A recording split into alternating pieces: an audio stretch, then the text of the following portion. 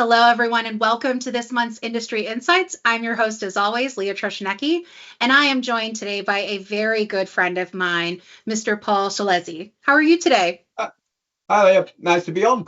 Very good, thanks. Awesome. Well, we have a really exciting topic for everyone today. You guys know that we don't do the basic speeds and feeds, how to and what is on this show. We like to get into the nitty gritty. We like to get into some of the harder topics. So today, we're really in for a doozy because we're going to talk about all things data sovereignty. Whether you're in a location, a headquarters that is experiencing a lot of regulatory compliance changes this year, or you're in a multinational organization and have to deal with all of that complexity, data sovereignty has become one of the hottest topics that we've been talking about as a Veeam team. And I couldn't imagine doing this show without bringing in my really awesome EMEA team. Paul and I have known each other for many years. We spent a lot of time prepping for the data resilience maturity model that you guys have heard me talk about on the show. And guess what? We're going to talk about it again because I just think it's a great opportunity to, clarify strategy, organize people and process, think about capabilities that make sense. But of course, all of that has to be in the effort of achieving outcomes for our organizations. And I can't think of a mission more important than data sovereignty because not only does it impact things like access and data privacy, but it also ensures that organizations are resilient in the face of any kind of change, whether it's vendor contract changes, thinking about data location. It's a very complex topic, and I am with all the experts to talk about this on the show. But first, I just made that sound super serious. I want to kind of shake the cobwebs off a little bit and loosen it up and maybe start off with an icebreaker. You guys know that I love doing an icebreaker on this show. So we were thinking about home, right? If we want to bring the data home and think about the sovereignty of that data, then I want to know what rules you guys have for your home. When I play board games at my house, I have something called house rules. I make sure that everybody knows my house rules. So I want to know from you guys, from wherever you're tuning in from, whatever platform you're on. We stream from LinkedIn, Facebook, X. We post these on YouTube as well. So wherever you're tuning in from, let us know in the chat when you're at home. What is your number one non-negotiable rule? Are you somebody who doesn't believe in wearing shoes in the house? Are you someone like me who believes that there is a correct way to put toilet paper on the toilet paper roll? It is over. If it's under, you're wrong.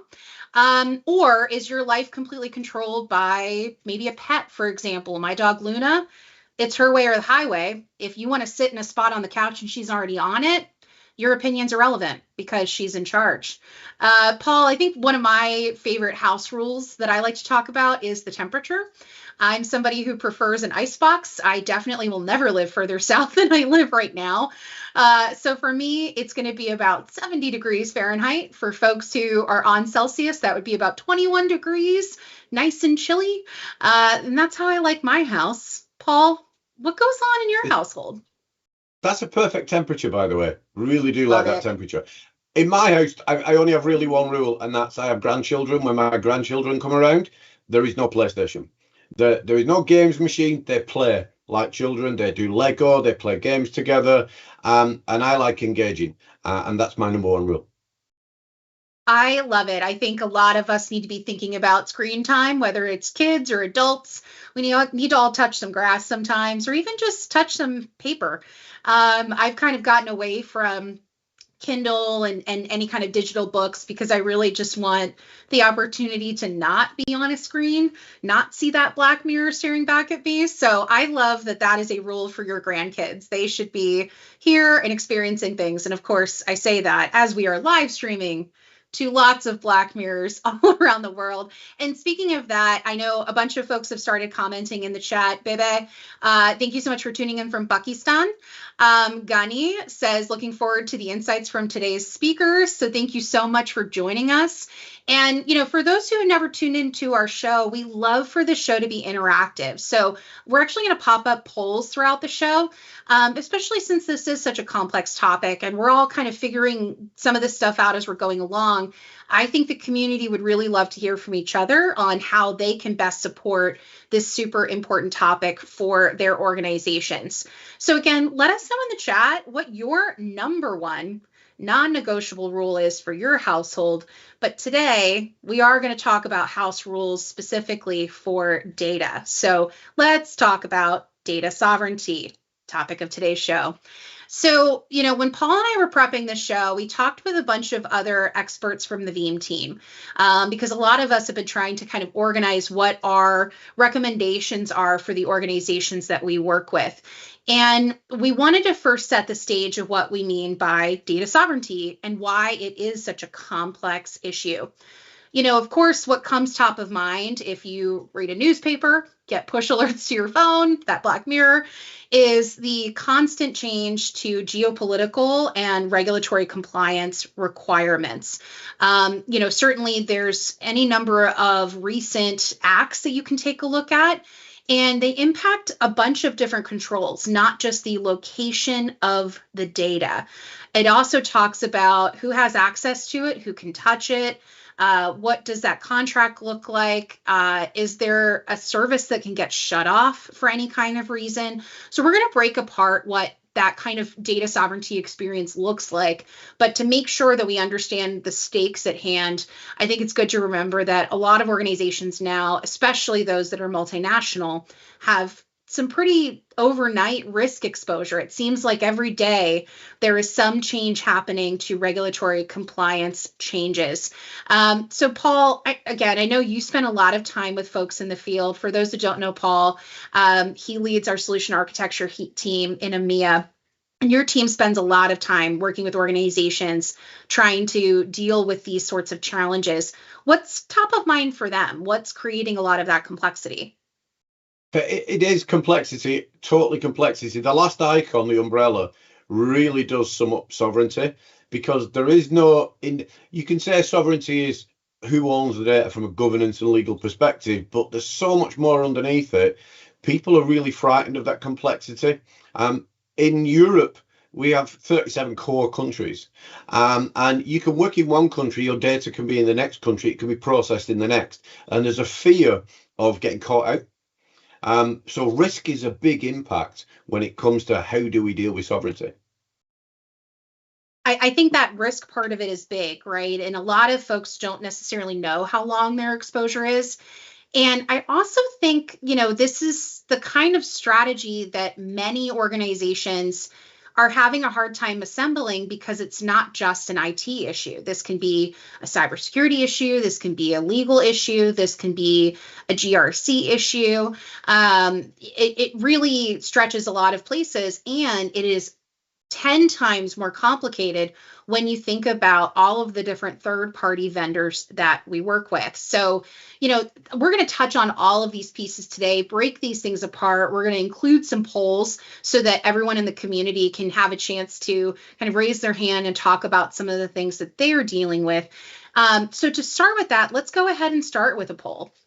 So when we're thinking about the external forces that are impacting your organization when it comes to issues of data sovereignty, what do you think is becoming the biggest challenge for your organization? Is it those geopolitical shifts? Is it changes to local regulatory compliance requirements? Are you worried about third-party vendors and being locked in, locked out of being able to move, access, change your data? Or is it kind of all the above? Is it an existential dread that your organization is chattering about and trying to contend with? So while we keep that poll up on the screen, Paul, English language is so weird. Paul, what are you hearing is kind of top of mind for the organizations that you work with? Is there any big pain point? Yeah, and it's all of them, to be honest, what my customers talk about. If you want to sum it up, safety. Safety is the number one. It's safety of people's data, safety of locations. These are all massive drivers, and each of the poll questions sums up a level of safety, from geopolitical shift to localization of your own country. That can just change a regulation overnight. And then the vendor lock in, and suddenly the vendor turns around and says, actually, you can't have your data back. You need to pay us more money. And I think people have a fear of each of them. It's just, again, going back to risk, it's what are you going to prioritize within your organization to show this is how I'm going to deal with sovereignty? And I think, a lot of what we just touched on there are supply chain concerns and challenges, being able to deliver on services. I know Gani in the chat mentioned that privacy is one of the top considerations here. When you look at why a lot of the regulatory compliance changes are happening, they're driven by, of course, protecting critical infrastructure for the country and making sure that it can be resilient in the face of other geopolitical changes and changes to vendors, et cetera.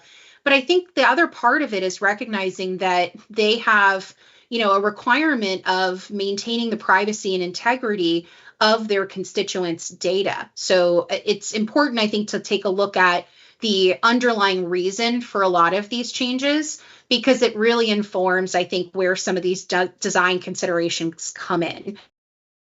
And to that end, Paul, I'm hoping that you can kind of walk the audience through when our team has been thinking about data sovereignty and trying to myth bust on the fact that it's not just where the data lives, but in fact, it's so much more complex. Can you maybe walk us through how we think about customer data, where it might sit within various borders, but then also on the vendor side? Yeah. Brilliant. I love this slide because it is a really good walkthrough of how this works. We can break sovereignty into three areas: localization, or where is the data collected? And then we have processing. What are you going to do with the data you collect, and where are you going to store it? And then thirdly, the crowning umbrella, if you like, is who has legal jurisdiction and governance of each of those levels. And the way this kind of shows it now is, we get the legal jurisdiction. So I collect data in Germany, for example, and I've got a few people from Germany, and I've just discovered the Just Eat profiles, and I've stored that data because I'm going to go into that business. Maybe I'm going to do that. But then actually the company that I'm going to use to process that and do all my analytics is based out of France. So now my data is moving from Germany to France. And now these German people are saying, hang on one second, I don't really want my data going out there. Who's going to look after this? And GDPR does to a certain level. However, then on top of that, we have the supplier of the analytical software that could be American. And so we're now out of GDPR. So the German people are saying, well, hang on, who's taking care of this? The French are going, we've got it safe for GDPR. However, the American organization doesn't necessarily have those same things.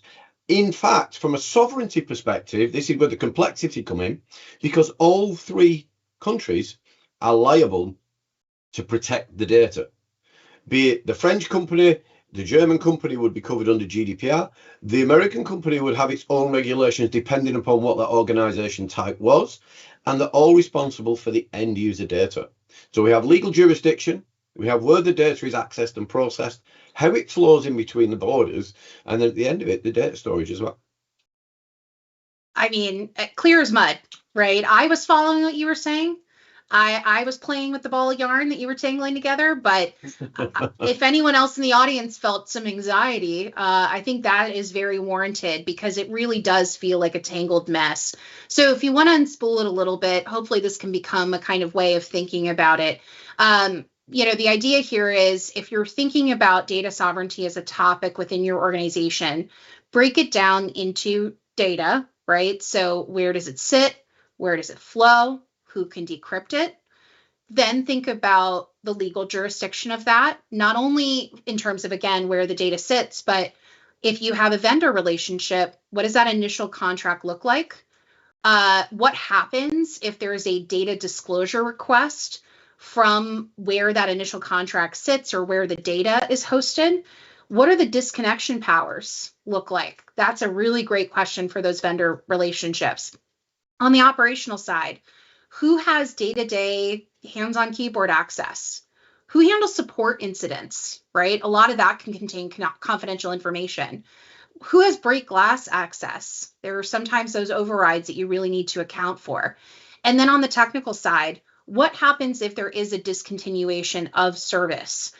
Is there an ability to still use that service? Is there an ability to access that data? It's your data, your responsibility. And can you exit, migrate out, or are you going to run into vendor lock-in, vendor lockout challenges? If this sounds super scary, again, this is pretty common, right? A lot of organizations are really thinking about this as a top of mind issue.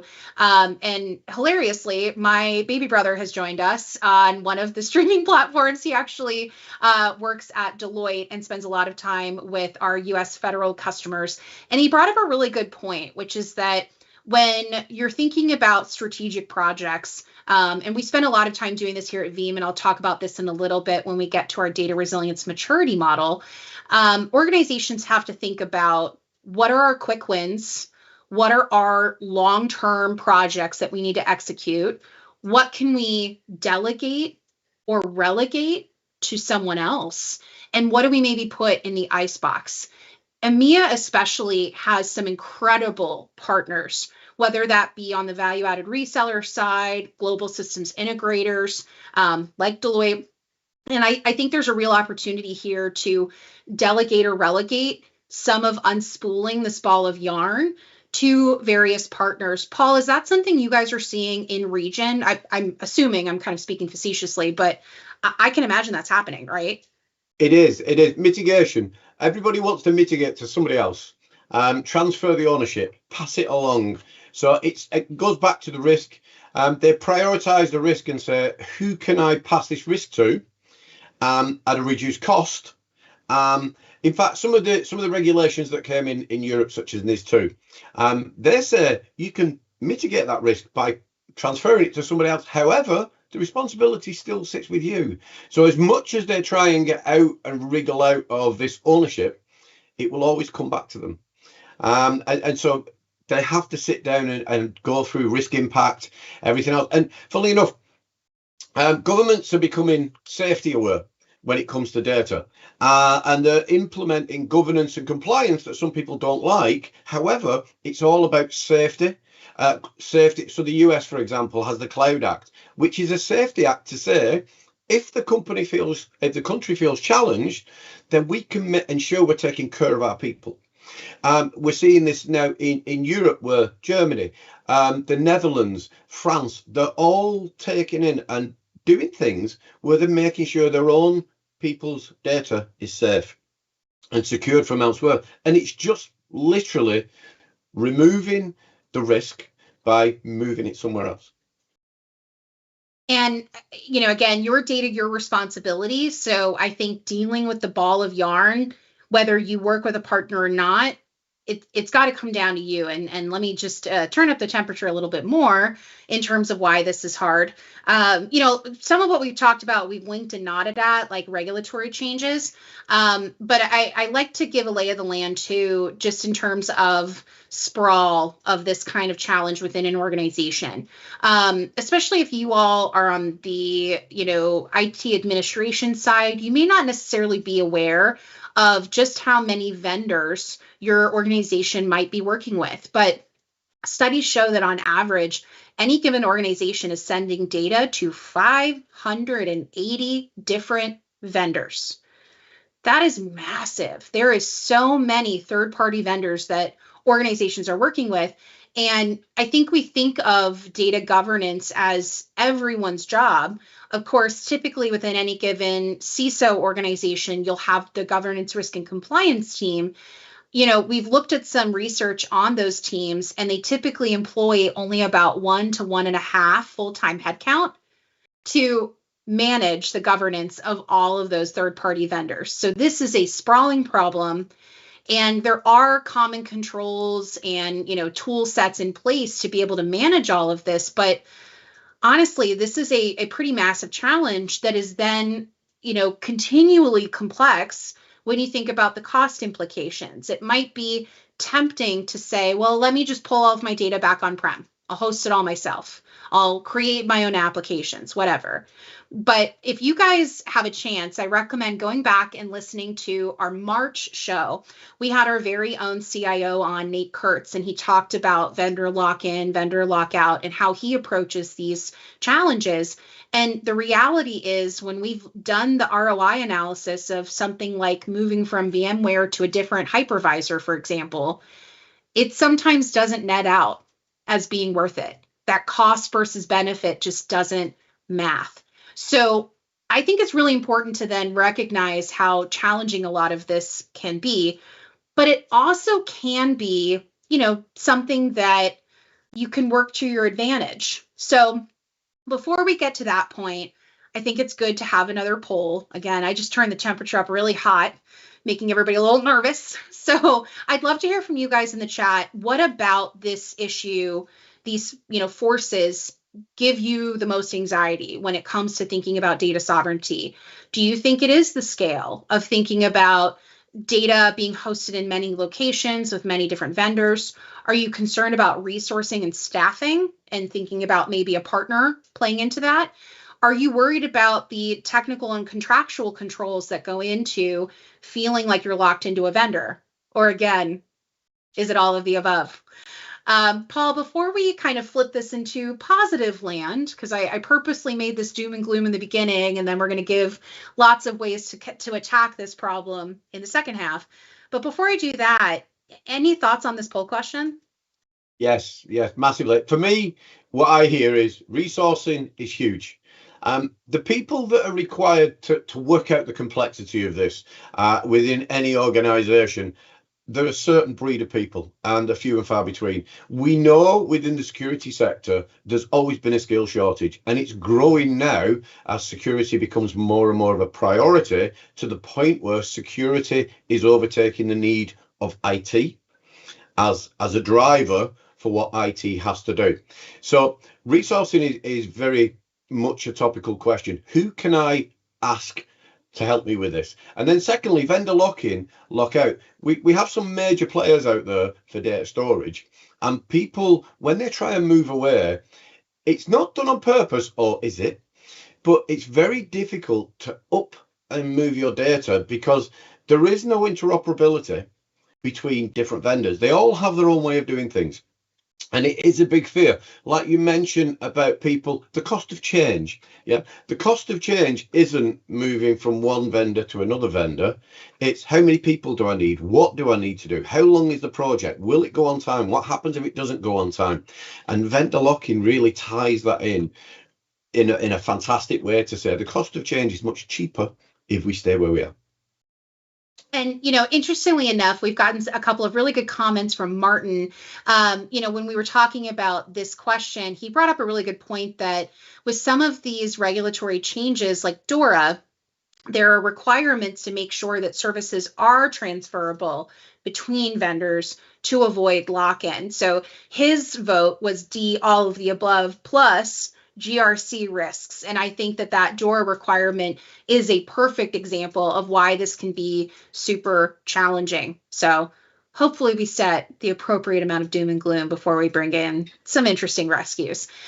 Speaking of rescues, we actually have a really special treat.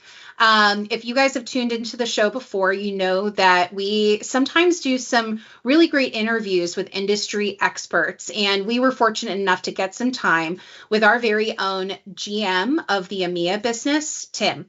Tim has been with us for many years now. He was promoted to SVP of EMEA in 2023. And along with Paul and other leaders from our EMEA business, he spends a lot of time talking with various IT leaders and security leaders about the impacts of these regulatory compliance changes. So he wanted to take a chance and share some of his thoughts about data sovereignty. But when we were chatting, he had a much more positive view of this. He really saw data sovereignty as an opportunity to think of this as a competitive advantage, especially for multinational organizations. So let's go ahead and play a little bit of that interview where he talked about why it can be strategic. For organizations, really, sovereignty today is something different than what it was in the past.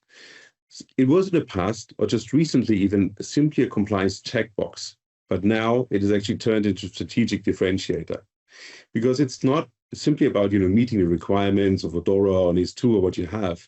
It is really about proving your customers that their data is safe, local, and governed. And again, coming back to the earlier question that we talked through, read through daily newspapers. This is exactly what customers want. They want to know what's happening to the data, where it is controlled, who's got access to it, and making sure that the data is safe wherever they are. But on top of that, if you're falling within the DORA and NIS2 regulations, you can be sure that you're always also compliant. So data sovereignty acts also as a competitive advantage that enables enterprises, as well as every company from any size, to demonstrate even not just a point of compliance, but really the confidence with having, for example, immutable backups, air-gap recovery options, granular access controls, etc. This is all things that reassure customers that the data is protected and locally governed. So sovereignty isn't really a destination, it's an everyday discipline. It is the time for leaders to treat it as a board-level priority and not just an IT concern. That's something that also changed over the past, right? It was an IT concern all the time. Now really the whole C-suite, the whole board needs to work together to ensure that data is safe wherever it is and that it falls within all of those regulations. We ultimately believe data sovereignty should be embedded in every enterprise's strategy and not just in IT operations. We work every day with CISOs, CIOs, and other board members and total boards to elevate data governance as a core business function. As I just said, everybody needs to work together, because only then you can ensure resilience, trust, and long-term value creation. It's always such a pleasure to chat with Tim. He's got a wealth of industry experience. I mentioned that he took a quite positive stance on our conversation, which was really exciting. Normally, he's Mr. Discipline, telling our sellers to always really make sure that their Salesforce hygiene is good. So I loved having a chat with him about how this is actually more of a strategic advantage than just a simple kind of hygiene measure. And on that front, I think, Paul, it's a really great kind of turn to maybe think about how data sovereignty and honoring and respecting what's required of data sovereignty can be a really strong signal of how mature an organization is overall when it comes to data resilience. Because when we think about knowing where your data resides, knowing how it flows, knowing who has access to it, how long retention policies are, et cetera, those are a lot of the same things that we talk about when it comes to data resilience from a cyber attack or from a third-party outage or a simple accidental deletion. So it's interesting how a lot of these common controls relate to many other business outcomes. And, Paul and I have spent a lot of time talking about DRMM and bringing it to the EMEA field. So if you guys are in EMEA, make sure to reach out if you want to learn more about DRMM. But at a high level, I think it's really cool to think about the maturity model in a few key areas when it comes to data sovereignty. First, when you think about something like your data strategy, that means that you have some sort of formalized plan related to your data management and protection. And that should include third-party data, right? Third-party vendor relationships. You should also be thinking about people and processes. So what are those KPIs? Again, how does that data flow? Architecture and portability is something that the Veeam team talks about a lot, right?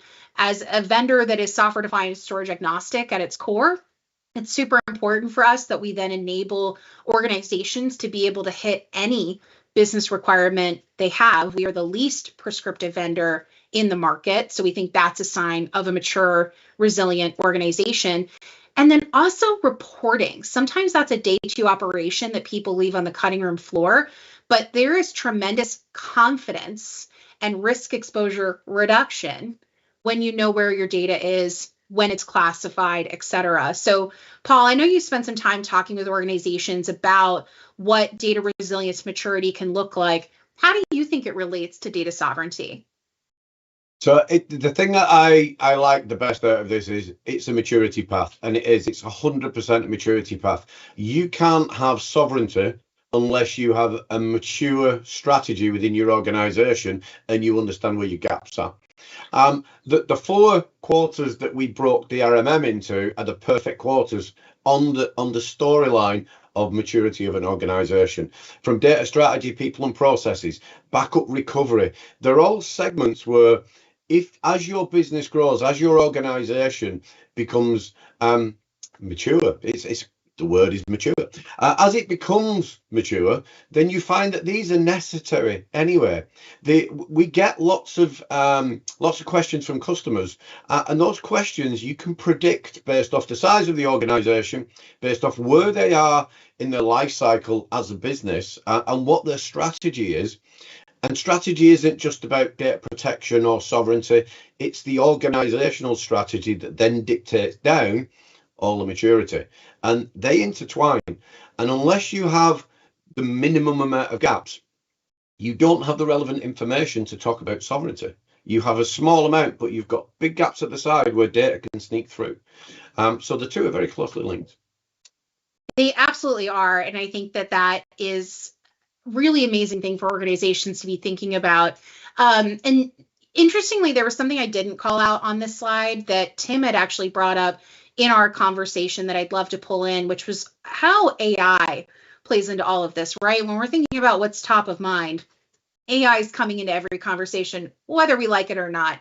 Same idea as this desire to get away from the Black Mirror. We're also both excited and sometimes fearful about AI. If you didn't have a chance to check out our AI themed episode from last month, you can check that out on any of our platforms.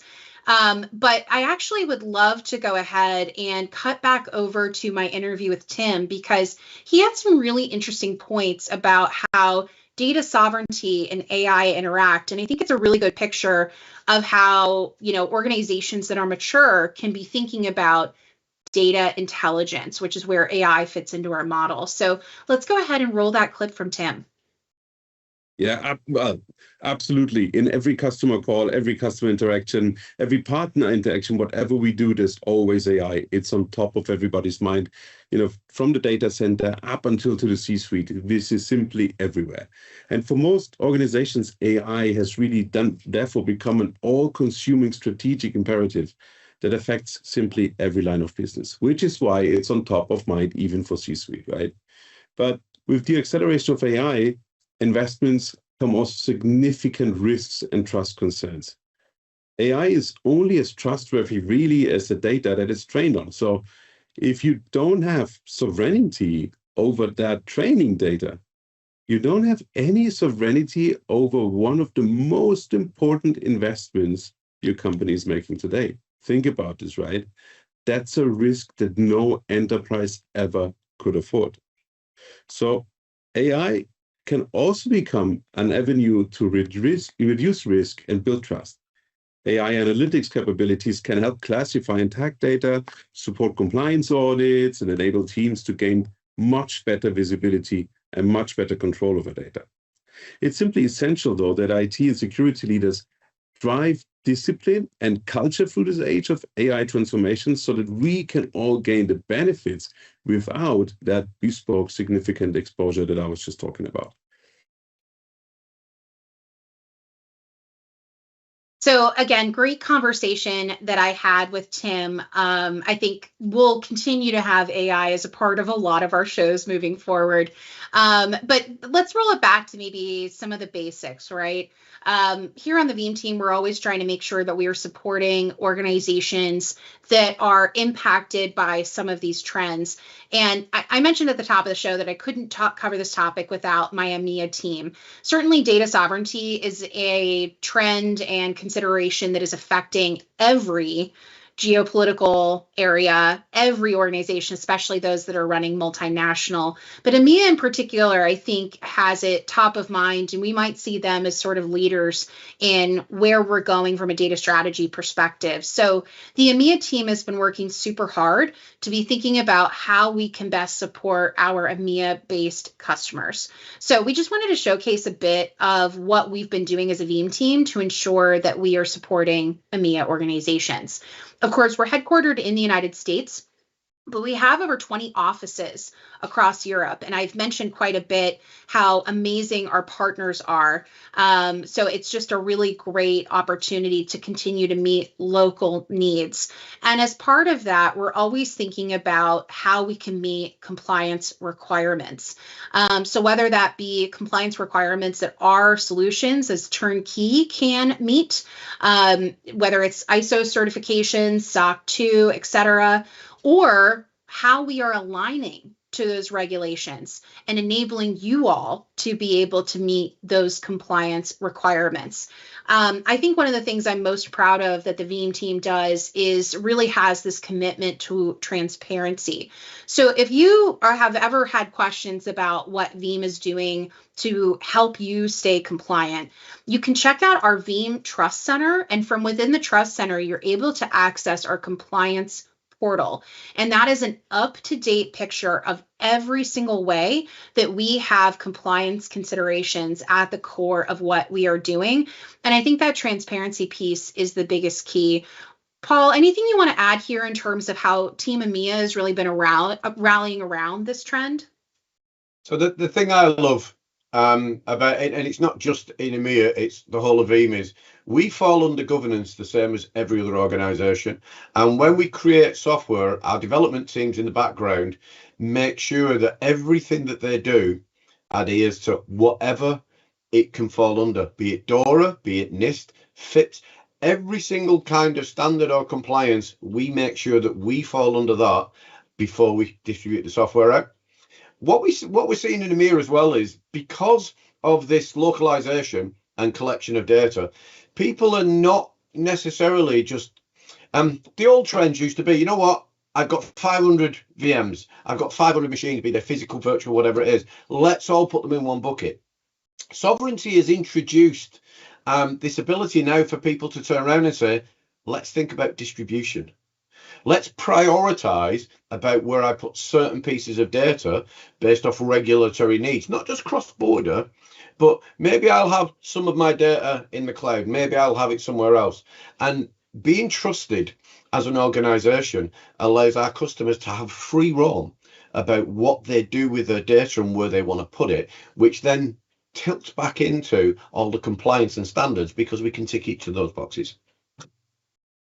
Really exciting stuff to be able to align to those requirements. We're not keeping you guessing on anything. The Veeam team is here to be able to help you connect those dots, and we're working every day to be able to do that. And ultimately, this is up to your organization, how you meet these data sovereignty requirements, what your organization's data strategy looks like, what your risk appetite might look like. But hopefully we've inspired you all to take a bit of action here. So again, I'd love to have another poll. We've had some really great chatter in the comments. Shout out to Rick Vanover, who hosts our Tech Bites show. He's tuning in from Columbus, Ohio, where I am. We also have Jafar, who has commented several times, letting us know that the show has been great for him. So thank you so much. When it comes to taking these sorts of actions that we've been talking about on the show today, what do you think is most achievable for your organization? Something that's central to data resilience maturity model is zero trust principles. So is that maybe something that your organization is ready to evaluate? Do you think your organization is going to maybe focus on improving data tagging and automating policies against those tags? Maybe you're going to be monitoring risk exposure and aligning the organization, people, process, strategy so that everybody's rowing the boat together. Or maybe you have your own, option D. Let us know in the chat what you think your organization can kind of most achievably meet. Paul, I know in particular, coming from the architecture side, zero trust and data portability is something that your team probably talks about all day, every day, could recite some of our core pieces in their sleep. Anything you want to talk about here when it comes to especially that zero trust and portability piece? So global trends at this moment in time, this year and into next year, zero trust is the number one growth trend for many segments in different organizations, because it offers that micro segmentation. And micro segmentation is where we start to see that separation of A, trust, B, design guards, and then we move in. Monitoring risk exposure is a second one out there, and we need to make sure that we're aware, how can we deal with other organizations that offer us this level of trust? So as we said, you've got to design for portability, because you might be working in Germany today, but something might happen in your organization and they say, you know what, we've purchased another company in France. We've now got to move the data. How are you going to do that? Portability and mobility have to be a number one thought process alongside of that zero trust. And the risk exposure obviously falls in after that as well. And you might be thinking, how do I think about risk exposure? How would I help my team consider what that exposure looks like? So as one final offering to you all in the community, we polled a bunch of our internal stakeholders and we were able to assemble what we think are some really good internal discussion questions that you can take back to your organization. Because again, we recognize that we have a really fabulous community who tunes into this show, but you guys are only, individuals within bigger organizations. So hopefully we can empower you to take these insights and trends back within your organization. So, here's a couple of questions to be thinking about. I've mentioned multinational several times now. Are you, in fact, a multinational organization? Do you transact with different countries? Almost everyone will say yes. Where do you process data? Do you even know? Right? Again, 580 third-party vendors. There's a lot of data sprawl. It is very challenging to answer confidently yes to this question. Where do you collect data? Is it in the same place you process it? Because those are different concepts. Who owns data classification? Is it a strategic role, an operational role? Both. Do you even know? Do you have a documented strategy that can sustain employee turnover? And at the same time, how reliant are you on tribal knowledge? Is that creating risk?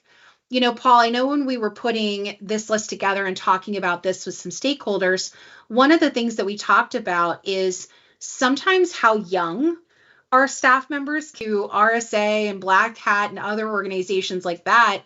We're seeing a younger and younger crowd, which is awesome. New ideas, fresh perspectives, great energy. But if you're relying on tribal knowledge, that seems like yet another area of risk exposure, especially with something as complex as data sovereignty. So do you have any other thoughts of things that these folks can take back to their organizations? The way I look at this list, this is a brilliant list. However, break it down into three things, which we talked about in the maturity model. Yeah, strategic, operational, and technical.